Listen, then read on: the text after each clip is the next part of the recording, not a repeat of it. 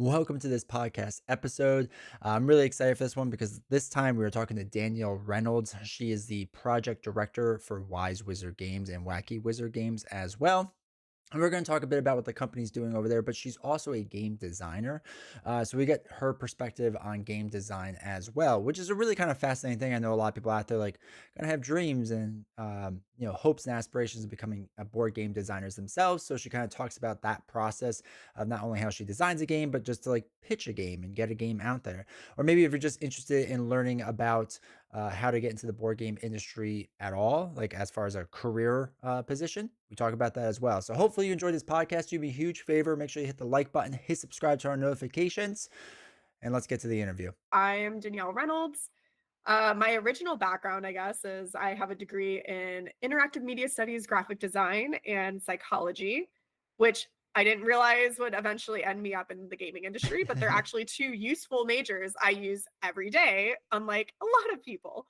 So that is a plus. And then how I ended up with Wise Wizard Games is I moved to the East Coast basically like New Year's Eve of 2020. So I really like started living here the first day of 2021. And I worked for a game manufacturing company and then later moved into like a design studio and then a publisher, Underdog Games. And then now I'm at Wise Wizard Games. So like anyone who works in the industry knows that there's a lot of movement. Mm. Sometimes it's because small companies have problems with like finance and have to like lay off employees and rehire. Like anyone who follows Hasbro, I feel like that's a yearly thing. Like everyone's on the chopping block. It's rough. Um, I kind of tell people I'm like, I love working in gaming, but it is also like scary every winter because you're just like, am I going to get a bonus or am I going to get laid off? I never know until it happens. But yeah, so how I got a job with them was at the time Underdog Games wasn't doing so great financially and had to lay me and a few other coworkers off because we were last in, first First out. out. Yeah. But they were really nice where they gave us quite a few months to wrap up some games that we were working on. And like at the time, I was working on some of the National Geographic games that are currently out. And I still do actually work freelance for them, Mm. but they gave me a few months to try to find a new job and find a good fit for myself. And I ended up with Wise Wizard Games. I originally was hired on as a project manager and I'm project director of the company. I helped launch their new imprint, Wacky Wizard Games, which is kind of our like kid friendly party game slash like kids game line. So that was nice. And the reasoning for it was we had some games where like when people are like a Star Realms or Hero Realms or like Robot Quest Arena fan, like hardcore deck builder fans, we didn't want them to like look at Caution Signs, which is our party game that me and Scott Brady actually co-designed, and go like, I'm always insta buying everything that is Wise Wizard Games, buys this party game, is like, what is this? So it's like we wanted to create this imprint that showed that we still make really good games that have a lot of replayability and are Mm. accessible and like fun, but are not the same vibe. So like you're not insta buying and then get upset because it's something so different. Like we still aim to be best in category with that imprint and make really good stuff. And so far, all the games that we've launched in that imprint have been doing really well or are expected to do well just from like the buzz of showing it off at some shows. So that was kind of a really fun thing to do, like as because I like to introduce myself as a game designer more than Sure. I do like, hey, I'm the project director of this company. But I think because of me doing that and also just my background of schooling, of spending like years working jobs for like social media, marketing, Mm. print, like I have a great background where I've been able to use all that stuff and wear many hats in like Wise Wizards company and be able to like launch a brand without it actually being my money, which is very nice. No, with Wacky Wizard, because I know we talked about this at PAX Unplugged, where to me one of the greatest things about it that you all are doing and a few other companies as well is trying to get the quote unquote younger gamers in, right? Like we all love board games and there's a lot of parents Yep. out there that want to get their kids and it's like, okay, like I can't teach them Twilight Imperium yet. It's a little over their head. So what Oh can we do? God. It's a little over my head naturally, but with that, Yeah. it's, Star Realms Academy, like for example, we got that from you all and I was like, okay, my son, is 5 years old. I don't know how he's going to handle this, whatever. And the rules were Yeah. streamlined. Everything was nice. And he played it and then we had to play it for the next 2 hours. So thank you for that. um, That's awesome. yeah, it was phenomenal, but we never really played those type of board games with them. and yet he was able to Yeah. grasp it and get into it and is now like, okay, well, what Mhm. else is out there? So I think, what you all are doing with Wacky Wizard Games is phenomenal and is a really important direction for the industry as a whole. No, I'm so glad that you resonated with it. I actually kind of prefer the artwork on Academy to the original Star Yeah, it's Realms. Like, nice. I just love the blobs, are so cute. I had a lot of fun developing that one. It's funny you mentioned with like the blobs because like we'd sit there and you don't want to like helicopter or alpha game him or whatever. So it's like, all right, whatever you want to buy. He's like, this one, the Yeah. picture looks cool. And it's like, okay, well, you do want to pay attention to like Yeah. the values of things. He's like, no, picture is cool. Oh my gosh. Yeah, you're like, "No, no, try to get the same colors of the pictures because then they can, like, do their ally abilities," and they're like, "No, picture." No. He's like, I don't understand what you're saying. I like Yeah, I like the blob. And I was like, okay, whatever. That's fine. So and I I mean he respect keeps it. winning. He My keeps mom winning. played the same way. There you go. Good, the strategy of whatever picture looks best for the win. I Exactly. used to do that with some other games just to see out of, like, hoops. Why not? So you talk a little bit about your background, especially with psychology. Now I'm interested in this. Like, how does that play a role when you're in the board game space and designing or working or whatever it may be? Yeah, so I mean, so much of what we do is like talking to each other, Mhm. communicating, or just like those nonverbal cues. We have a lot of people that are like on the spectrum that play games. And I found this like difficult during COVID times when I switched to doing a lot of online playtests, is you couldn't like read people's reactions and responses. Mm. And I found like I didn't realize that a lot of the psych courses I had taken would actually be very helpful in that. Be like, oh, if someone's like responding in this way, is it because they don't understand something? Or is it because they're bored? Or is it, yeah, like when we were doing digital testing, I'm like, this long pause is because they don't understand or they on their phone texting somebody. Oh yeah. And so it's like you couldn't tell as much. Where when you're in person, it's like nice because a lot of people have a hard time saying why they like something or why they don't like something. Especially because most of the playtests I do for my own personal designing, but also for the stuff for like Wacky or even Wise Wizard, I try to play with non-gamers as much as possible. And when I say non-gamers, I mean they play games. They just are not the person who's playing like Twilight Imperium. They don't know what that is. And the Right. idea of playing a game for over an hour just like terrifies them and they would never do it. Mhm. Like they're the kind of person who would like walk through and be like, "That's a pretty box on the Target shelf. I'm gonna pick it up just because like I like birds." Yeah, yeah. Or whatever it is and stuff, which I think is great because that is like majority of my local friends. They are all up to play games with me. They like game nights, but they do not have the I don't know if it's like the concentration to Mhm. like learn a large game. They don't want to hear a bunch of rules. The smaller amount of rules possible is great. And if there's like a reference card that they can Yeah. quickly look at, it's even better. And if we play a party game that like it describes it on the box, like Caution Signs does, they're like immediately in. They're like, let's just play that one again because they don't want to learn rules. I feel like no one really likes learning rules. Yeah. It's kind of one of the problems we have in the industry is like rule books are rough. And Mhm. thankfully we have how to play videos, which have made things easier. But yeah, so I love those people. They are great. They make my life a lot easier because they cannot really describe in the same way that like a gamer, quote unquote Mm. gamer could, because they can compare things and be like, I like it because it does this like this game. Like they don't have that toolbox. They don't have all these comparisons. So my like psych background is helpful because like I can watch and see and interact and take notes as they're Mhm. like doing something. Like if they make a comment out loud, like maybe it's a joke, but it's like a joke to explain that they don't understand something Yeah. and Yeah. it's like frustrating or whatever. And it's like being able to pick up on that stuff is super helpful. And what I say I'm probably best at designing are social games. Mhm. I don't call them necessarily party games because a lot of times it's deduction, it's social. Even my strategy games are very like entry level because like my focus is getting more people into games, whether that's kids or adults. I just like Mhm. want it to be easy for the person. I don't want them to cry while reading a rule book, which I've like watched my mom do, which was really Oh, rough. no. She it's just like I got a lot of like her is inside of me and like that feeling of just feeling dumb or like you're not good at something or being put on the spot is hard. And like trying to learn a rule book in front of people, it's hard. It's not easy for people. And so they just choose not to. But we don't want that because we want more gamers. So we want to like make it easy on them. Mhm, mhm. So, actually, this brings up an interesting point with play testing and what you all personally look for during a play testing session. Because I've had other people mention, like, at the end, they'll be like, "Well, let me know your thoughts about the game," and they're like, "We don't care about that. Like, that doesn't really mean anything to me. I want to see where you're No. frustrated throughout like the experience and see where the hiccups are or whatever, and we just make you feel good at the end." So, what's your personal Yeah. way of doing play testing? So my personal way of doing it is I have like a design journal which I can grab real quick. I put a crap ton of stickers all over this That's because it's awesome. me. Yeah, but when I am doing a play test, I immediately start by like writing the game that I'm playing, the name of everyone who's playing. Mm, If I am unfamiliar with some of the people, I a lot of times will ask like, "What kinds of games do you like to play?" So that kind of gives me a gauge or a caliber for it.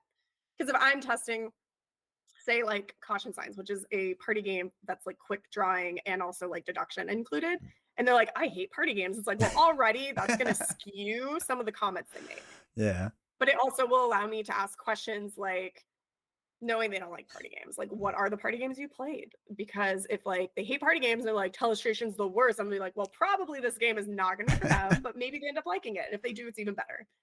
But yeah, so I go through that, ask those questions. Sometimes, depending on what game I'm doing, if it's for younger ages, I will ask people's age as well. But that's more for like if I'm testing like Star Realms Academy with kids or something, I will ask like how old everybody is.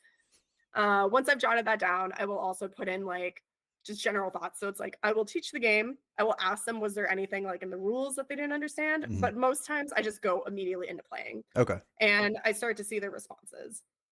And I will note if there's like something where they repeat ask me how to do a thing, or Mm, if they make a mistake, um, I will correct the mistake at the time. Sometimes though I choose not to and just see what happens because if like a mistake has been made multiple times, it probably means that it's something in the game that I'm working on, not the people themselves. mhm, So it's like things like that I'll jot down. But typically, more of my questions come at the end of the playtest, and I will go through like the notes that I've taken and be like, "Hey, you made this comment at this point. Like, why did you make that comment?" Or it seemed like you struggled with this concept. Like, why? And mhm. also, a really important thing about being someone who's asking these questions is like make sure you're not making them feel like they're dumb Mm, because we don't want that. We want people to play games more and more with us. Like we want repeat play testers, either for the same or different games. mhm, Um, but yeah, so like being conscious of how we are asking the questions and try not to do like leading questions as much. Like try to keep them open ended, not just like yes or no. And just yeah, go with whatever they say. Sometimes it's going to be difficult to like really articulate what it is. A lot of times they can explain like what was their most fun moment or what did they mhm, like the least or what did they find the most confusing. Those are easier questions to ask because typically they can come up with an answer for it. But making sure to come up with very specific questions that came from actually playing is really helpful because it not only shows that like you're actively paying attention to what they're doing, so they feel validated that they're not just wasting their time helping you. Because mhm. people don't tend to get paid for playtesting. They Right. just are doing it out of the goodness of their hearts. Or maybe I bribe someone with some like beer and pizza or pens or juice boxes if it's kids. Yeah.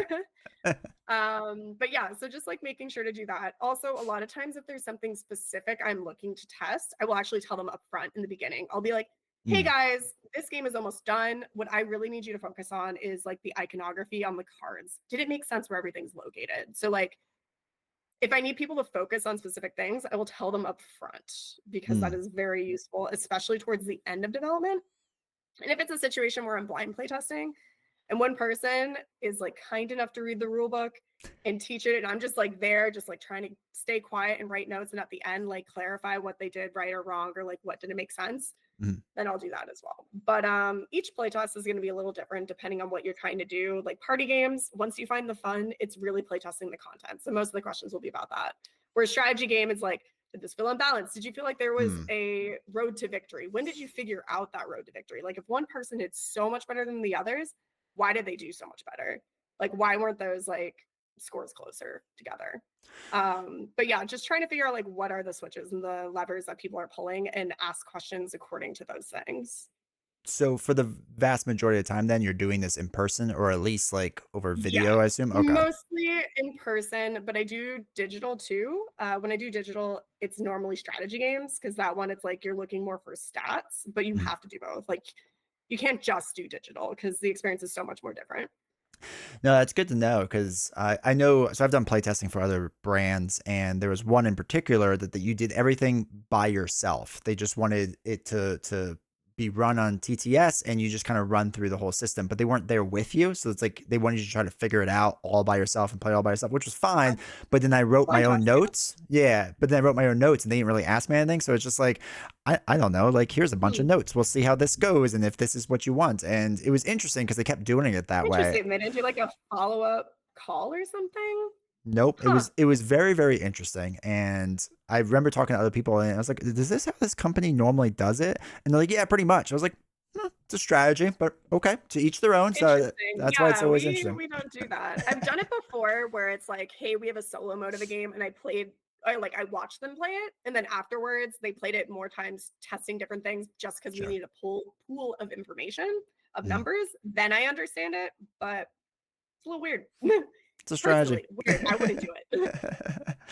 So No. when you start designing a game, do you do mechanics first and then theme, or theme and then kind of mechanics, or is it kind of like same exact time the inspiration hits and we just try to merge those two things? Oh, it's all over the place. It's been everything. Yeah.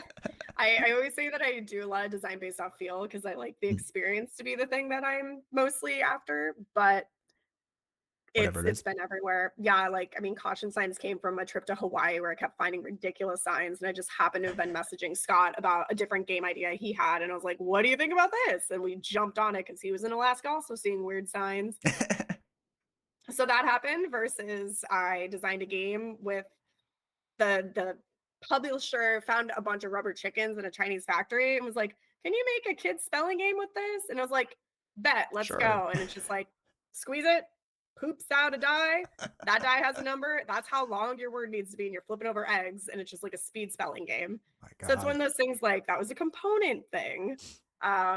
I dated a musician and I was like working on a game kind of based on anytime she was the co-pilot Mhm. and I would like ask like what's the vibe, like what are we thinking as far as music goes, and we would just like come up with weird things to type into Spotify as the top of the playlist.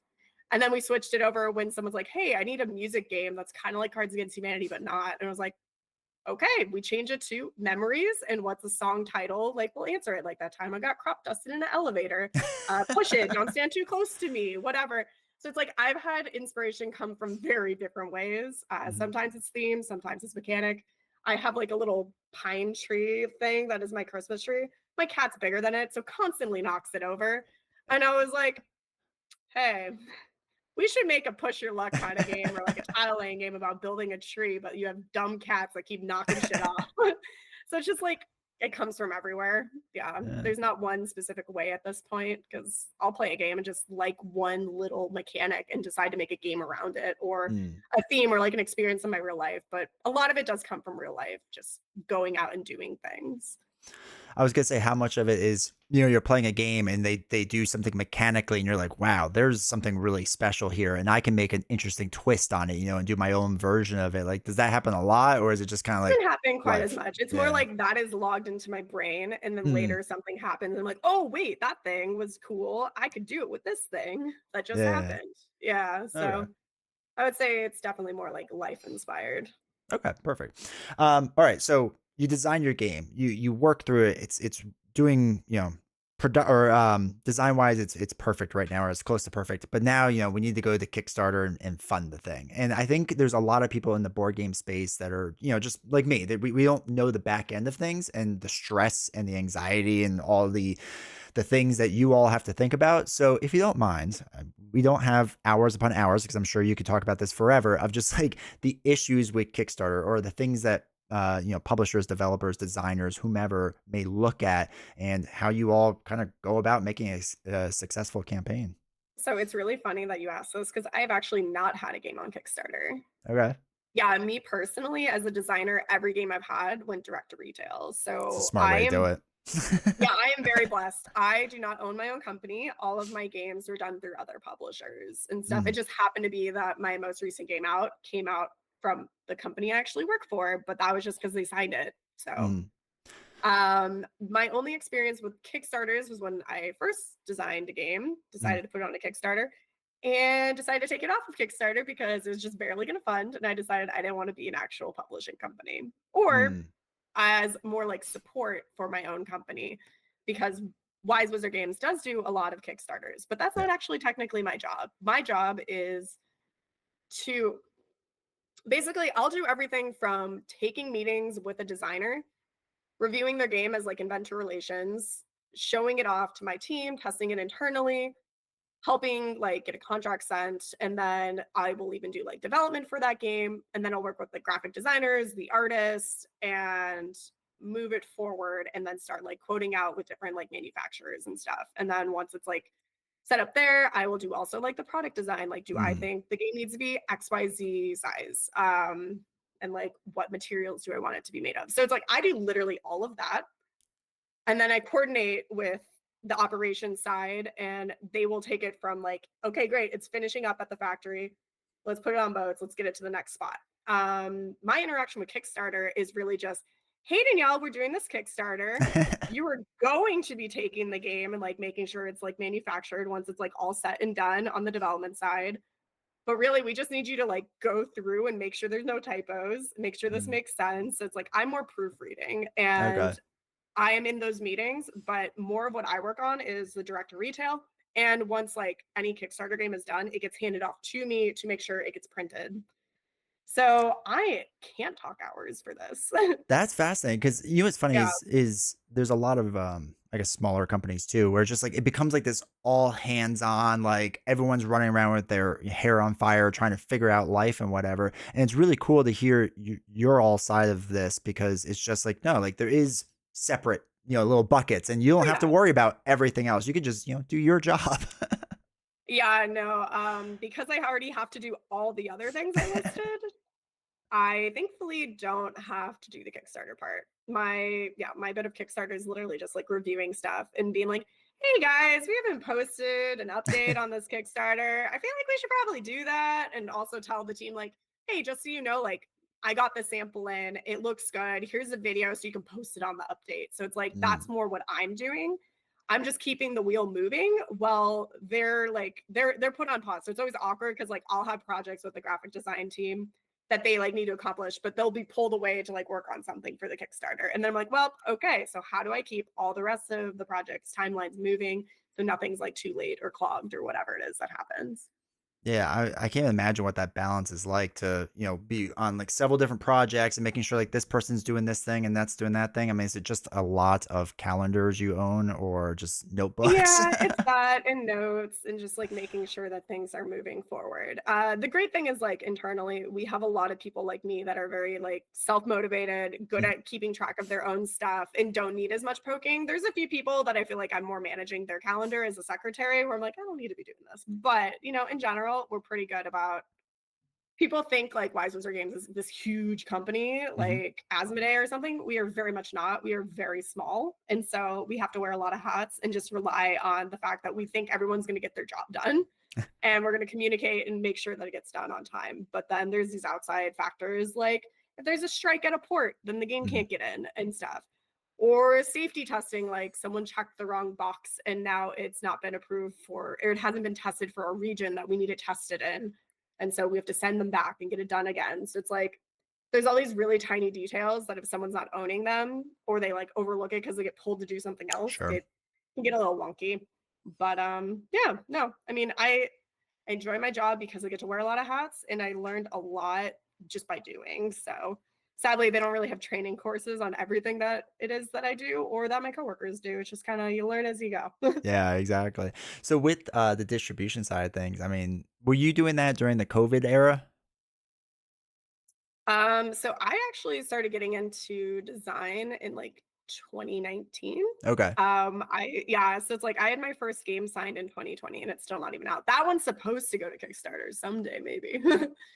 What's that um, process like? That like, you sign it off and is it just kinda like now your baby's over there and you just have to kinda watch it and they do whatever, or are you still, like, hands-on with it? it's Like It's a mix. okay. So it depends on your contract. Typically, your contract it's like has a certain amount of years in it where they have to make the game.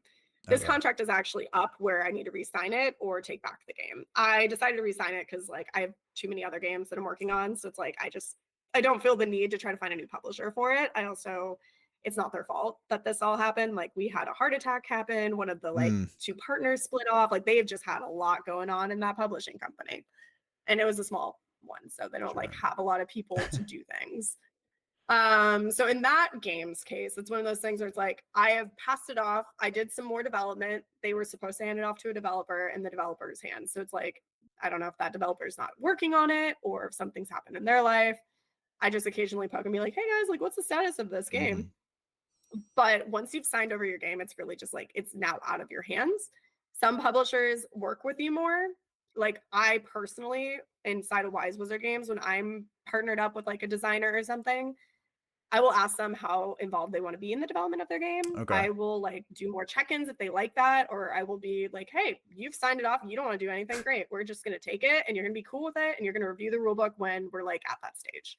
Mhm. So it ranges so drastically. Like I have learned personally, I prefer to sign games with publishers that have internal developers or like people that they hire out. I don't think a designer should develop their own game. I think they should maybe assist in it, but I think there should be separation because you do need extra sets of eyes. You get so stuck and so like tunnel vision in your own game that it becomes like hard for you to make good choices. Mm. But I have done the development on a lot of my own games. And that's one of those things that before we were recording, I was mentioning that I have a lot of projects and they piled up because a lot of the publishers are like, "Oh, yeah, we're going to develop." And then they're like, "Well, actually, we're going to have you do it." And I'm like, "I don't have a full time job. I do this on the side. I like to have a social life, but also a lot of my social life is just convincing my friends to play just my games or like strangers I meet at the rock climbing gym or whatever it is, or Yeah. conventions. I go to a lot of conventions to get playtesters. And so it's a little frustrating sometimes because a lot of these companies are very small and they don't have a lot of like hands to be able to get everything done because you do need to keep the wheels going and the things that are generating money, but they also need to put out new products. And so it's Mhm. like to make sure the product's good, they need to be playtesting, they need to be developing.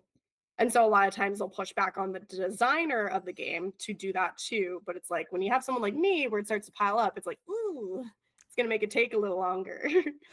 So when you're working with a designer or you yourself, however you want to approach this, Mhm. as a designer, like how much play testing is expected for them to do beforehand before they like try to like ship the game off to a publisher? Like, are some publishers like it needs to be completely done, or others like, hey, we're gonna work with you because we're gonna figure out what's what?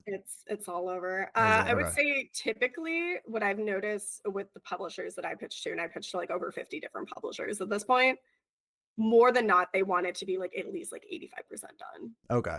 Very few, like uh, I can think of maybe two, maybe three that actually want it to be more like concept and they want to develop, but that's because they have internal developers.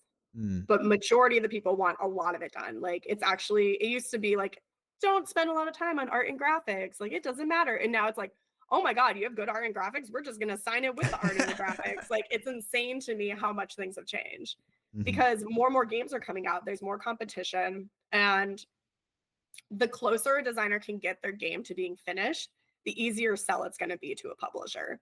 Mhm. And so, like, if you try to show me something that's very rough and doesn't have a rule book, I'm probably going to turn it down as far as Yeah. like inventor relations goes. And so, even like on the flip side, when I started doing inventor relations, it helped me as a designer start to veto my own designs because like Mm. this game isn't far enough. It doesn't have a good enough hook.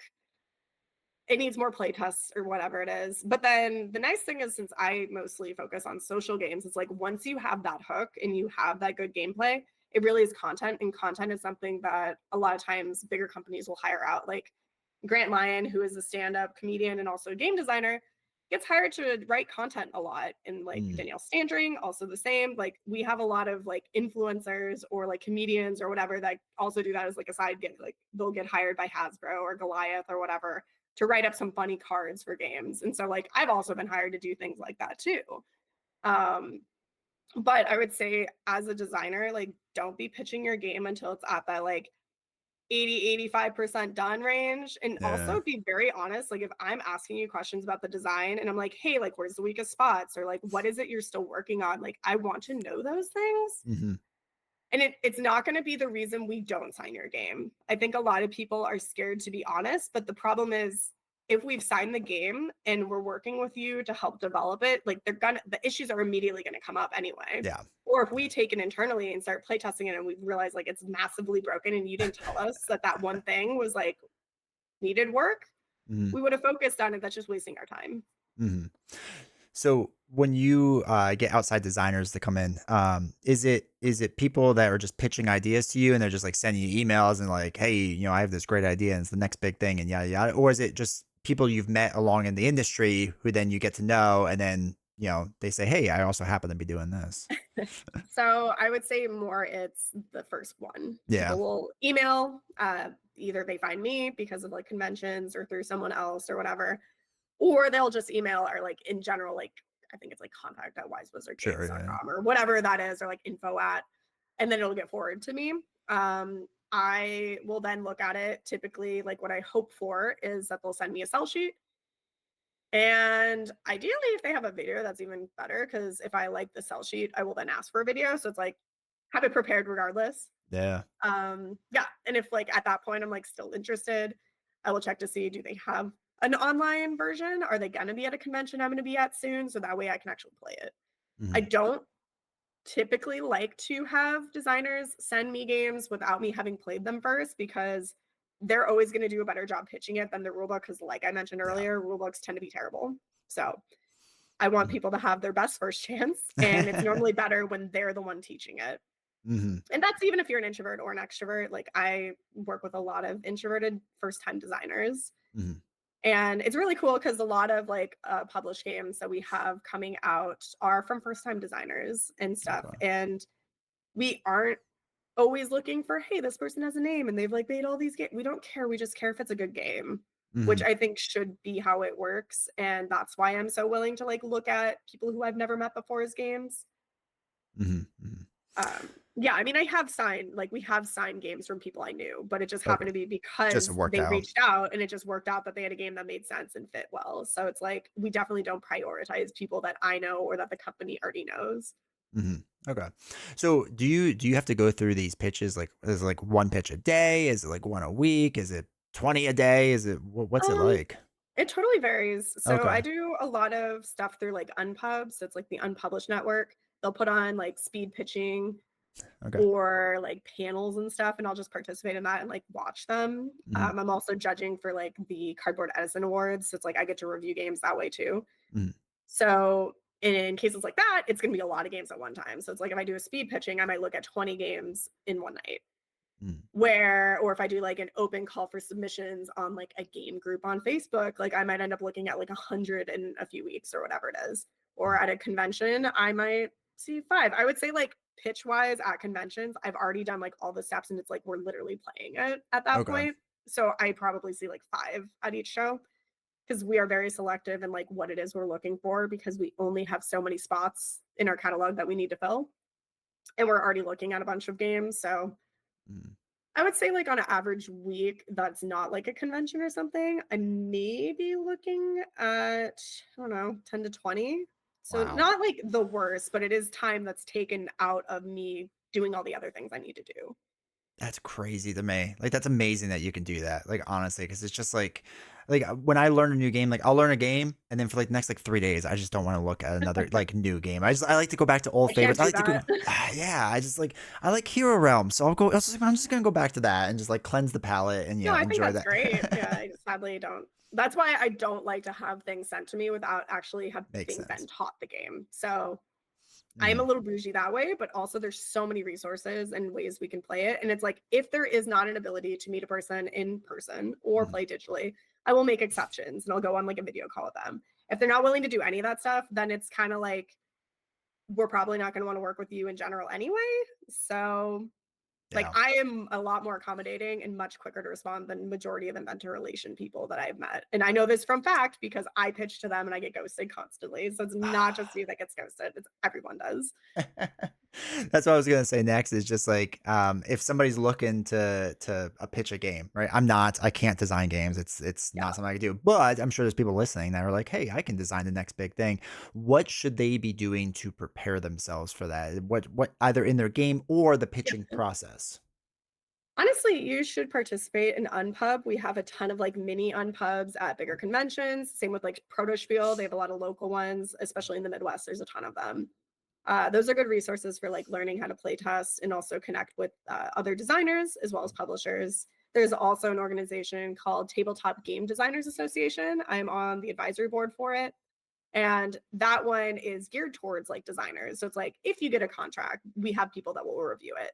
Mhm. Or if you have questions on like what it is that you need to make a good sell sheet, like there are examples. So it's like there's a lot of resources on like how to build a prototype. There's also a Q&A column that I write with Pete McPherson who did Tiny Towns. So it's like Mm, we have a lot of resources. They are out there. It's just like finding those things. Yeah, so I would like focus on doing that and then kind of like try to build relationships and just know that it sucks, but a lot of this industry is networking and like yeah. who you know and how you interact with the person. Don't just be like full on business because that's off putting and unlikely to get people to want to talk to you again. Because I've had a lot of people that'll shove the same game down my throat multiple times when I've said no. And it's like, as you heard, I review a lot of games. So to like Yeah, hear the same game come at me multiple times, it just frustrates me at a certain point versus like I will take a look if it's one that we were interested and we needed some changes. sure. I will look again, but if it's one that I passed on because of the mechanic or whatever it is, just be okay with the no and move on. I really wish some people would learn that. Yeah, I can imagine. So with other people, because I know there's a lot of people too that just want to get into the board game industry, not necessarily on the design side, but working for a company, getting Yeah. in, doing social media for whatever it may be. What's the best way for people to look around for those type of jobs? Again, it sounds Yeah. like a lot of networking. It is, but also the nice thing is I mean, you have to have a Facebook, but Right. on Facebook there is a Facebook group that just posts like all the industry Sure. jobs. So that's really nice. And then there's some other like spaces. I think Cardboard Edison might post jobs. I'm not 100% sure. So don't Mm, quote me on that one, but there are areas that post. Yeah, going to conventions, getting to know people is good. Also, I found as a designer, the easiest way that I got into designing was actually through the social media side. So I like started a podcast called Game Design Unboxed. So I like interviewed designers about the games they made. And I also talked to publishers because a lot of times when I'd come up as a new designer, be like, hey, I'm Danielle. Like, I have a game. I'd love to show you. Like, here's a sell sheet kind of thing. A lot of people just dismiss me, but I'm also would be like, hey, but I also have a podcast. If you have a designer and you want it on, they're like, oh, free self promotion. yeah. Yes, I will take your card and I will remember you because then we'll have a conversation. And after a conversation of like an hour of an interview, they're like, oh, wait, this person's kind of cool. You should probably talk to her. Yeah. So it's like, it was good for me in a different way. And I found that a lot of friends that are designers also did similar things where maybe they had like an Instagram and they did like a bunch of video or like pictures and stuff, or they Mm, did like a YouTube series or a podcast. A lot of people have podcasts. sure. It's just helpful in the networking aspect, especially if you're not someone who can travel a ton, then you can like digitally reach out, but you have something that you're giving them as an exchange for their time, which kind of sucks, but also how Yeah. the world works. No, yeah, exactly. Oh, and too, you want to work with people you like. I mean, just Oh, naturally. that So, too. Oh, for sure. Yeah. No, my first game I got signed, they're like, yeah, we only sign games with people we'd want to like get a beer with. And I was yeah. like, cool. Happy to hear you get a beer with me. All right. So the last thing I want to ask you about and talk to you about is anything you could talk about with Wacky Wizard Games and Wise Wizard Games that's coming down the pike that may people be interested in, things that Oh, you all yeah. are working on, things you want to kind of like promote. Sure, yeah. So, I don't know when this is airing, but if it's airing in January, we have Pack the Essentials that's Mm, officially coming out. I know a lot of people got to see it at conventions. mhm. We've been showing it to like different media folks, but that one's cute. It's another Wacky Wizard game, so it'll be the third one, also by a first-time female designer, Jacqueline. Cool. And it's about packing cats and clothing into suitcases. So it's a cute little polyomino game that's got a fun little drafting mechanic. And there's tons of little Easter eggs in the artwork. So people can like find some of our other games, cats that might be related to my cats, possibly, and some other cats like the designers. And so that's a really cute one. And then the next game after that to come out in the Wacky Wizard line is called Push Push Penguin. It's a race I for love second it. place. Love that Yeah. game. That one's so it's super duper cute because it's great because the art is also by one of the co-designers, Okay. Christopher Chan, and he actually did Night Cage and the art for Night Cage. So it's like Wow. real creepy, dark Yeah. vibes. But then like now we have these dwaddling derpy penguins in this game. So he's like got quite a range. He's very, very talented. He also did Stock Exchange, the new op game, Okay. but he did the design, he didn't do the art for that one. But that one's super cute. It's like I would say our most kid game because Mm, like Star Realms Academy was kind of my first deck building game. It helps get kids or non-language speakers or people like my mom who don't really play like gamery games into the sure. hobby. Where this one is like truly you roll dice and you choose which one to move and you're like pushing, knocking into penguins, sliding down slides, collecting fish, and it's just like really derpy cuteness. But like unbeknownst to you, there's this orca approaching. So you don't want to be first because you get scared away, quote unquote, by the orca. And the second one gets dibs on the best fish. So they are ultimately the winner. But let's be honest, there's really one loser in that game. Yeah. But yeah, so that one's super fun. And then we have some other games that are lined up that I can't talk about yet from that side. And then when we talk about the Wise Wizard side, Draconis 8 was just on Kickstarter. That is our new trading card game, which Okay. I am not a trading card game person, but I actually really, really like this one. Nice. So that's like saying something. Like I played Pokemon as a kid because like Sure. everyone did, and I did like Yu-Gi-Oh and stuff. But like as an adult, I really just I don't do that. I don't do miniatures. Anything where you have to like keep buying things, I've just not Easier on really. the wallet to not do it. Yeah. Yeah, I already got the board game addiction. I don't need the other Yeah. ones. But this one's fun because really all you need are like two booster packs because like each booster pack is its own deck. And Okay. so really to play the game, you just need that. And if you have like some little chips or something at home to indicate like who's scoring the points, Sure. or you can just do the like base set box, which I think is like $20 or something. So very like low cap to getting into it. You could decide to keep buying more stuff and like build a crazy looking like deck or whatever, or you could just be set with that and you have like a game ready to play. But it's cool because all these cards, it's like area control with different factions. And it's like you have like your dragon overlords and stuff. So like each deck comes with one dragon and then like their little minions, and their minions could be like, I don't know, a Pegasus or an ogre or like this chick who's really good with a bow and arrow. So it's nice and the art is really cool. Mhm. But yeah, so I'm excited for that guy to like actually come out. We also have our new robots for Robot Quest Arena that was on Game Found. And so I've been doing like a lot with the manufacturer, like going back and Okay. forth on making sure that those guys are like perfect. So if you drop it, they don't like lose an arm or an antenna or whatever. Um, yeah, so we're excited for like more bots because everyone has really enjoyed Robot Quest Arena. It plays ridiculously well at conventions. Like that one and Caution Signs are like our two best sellers at conventions right now. All right. Yeah, so we got that. We've got more stuff for like Hero Realms, Star Realms, like we have a ton of cool things. And anybody who backed the Kickstarter for Rise of Empire, which is a Star Realms like legacy game, Mhm. they're starting to get it right now. And then it's Okay. also starting to be available, I believe, this month as well for retail. And I personally have already played 5 of the like levels or campaign modes or whatever, and I'm very much enjoying the game. I'm barely winning.